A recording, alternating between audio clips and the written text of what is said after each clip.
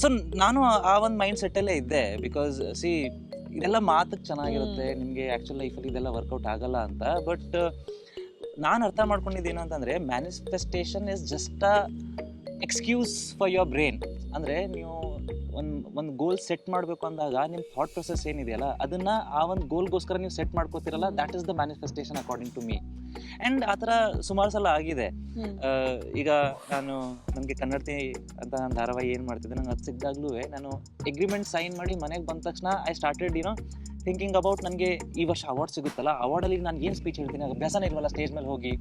Because ನನಗೆ stage fear ತುಂಬ ಇತ್ತು. ಸೊ ನಾನು ಸ್ಟೇಜ್ ಮೇಲೆ ಹೋಗಿ ಏನು ಮಾತಾಡ್ತೀನಿ ಅಂತ ಅವತ್ತಿಂದ ನಾನು ಶುರು ಮಾಡ್ಕೊಂಡೆ ಅದ್ರ ಬಗ್ಗೆ ಯೋಚನೆ ಮಾಡೋದು. And all of a sudden that day came and I got the award.